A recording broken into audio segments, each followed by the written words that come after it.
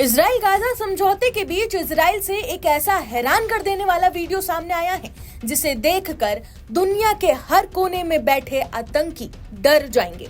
Israel ने चौंकाने वाला खुलासा करते हुए दुनिया को एक बार फिर वो टनल दिखाई है जिसने हड़कंप मचा दिया है। गाजा के आतंकियों पर इजराइल ने खतरनाक एक्शन लिया है। रिपोर्ट्स में ये दावा किया जा रहा है कि राफा बॉर्डर के पास इजराइल के कब्जे वाले इलाके में करीब 200 हमास लड़ाके सुरंग में बुरी तरह फंस गए हैं। दावा किया जा रहा है कि मार्च 2025 से यानी कि करीब 7.5 या फिर 8 महीने से हमास के ये आतंकी गुफा में छिपे हैं। इजरायली सेना ने इस गुफा में छिपे सभी आतंकियों के लिए निकासी के सारे रास्ते बंद कर दिए हैं। रिपोर्ट्स में ये तक दावा किया गया कि इजरायली सेना ने इस सुरंग में सीमेंट और बारूद डालना शुरू कर दिया है ताकि एक भी हमास का आतंकी भाग न सके। प्रधानमंत्री नेतन्याहू ने भी साफ कहा है कि इन लड़ाकों को सुरक्षित निकलने की इजाजत नहीं मिलेगी। तो वहीं आईडीएफ के chief of staff lieutenant general Eyal Zamir ने कैबिनेट को यह बताया कि राफा के नीचे सुरंगों में फंसे आतंकवादियों के लिए कोई समझौता नहीं होगा।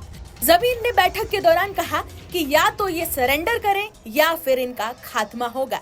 अगर ये सरेंडर करते हैं तो हम उन्हें अंडरवेयर में ही पूछताछ के लिए ले जाएंगे। जमीर ने सरकार को ये भी सलाह दी कि जब तक सभी बंधुकों और शहीद सैनिकों को वापस नहीं कर दिया जाता तब तक संघर्ष विराम समझौते के अगले चरण पर आगे न बढ़ा जाए। आपको बता दें कि इजरायली सेना अभी राफा के बड़े हिस्से पर कब्जा जमाए हुए है।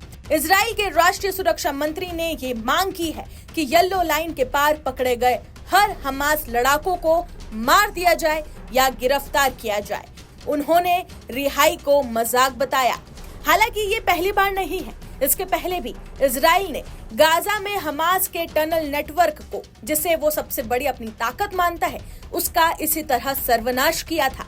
इजरायली सेना ने एक ऑपरेशन चलाते हुए समुद्र के किनारों पर हैवी वाटर पाइप लगाए।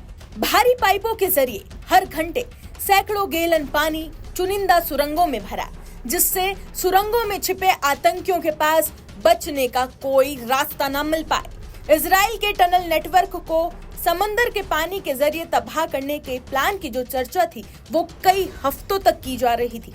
अमेरिका और कई देशों ने इसका विरोध भी किया था, मगर आईडीएफ ने कोई भी आधिकारिक बयान या फिर जवाब नहीं जारी किया।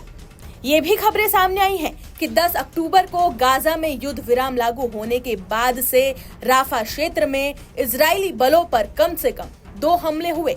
इजराइल ने इसके लिए हमास को जिम्मेदार भी ठहराया है। तो वहीं सदे ताइमान नेगेव रेगिस्तान, जो कि गाजा की बॉर्डर के पास है, यहाँ गाजा से पकड़े गए लोगों को रखने और पूछताछ करने के लिए इजराइल इसका इस्तेमाल कर रहा है। कुछ रिपोर्ट्स के मुताबिक यहाँ पर हजारों फिलिस्तीन कैदी है।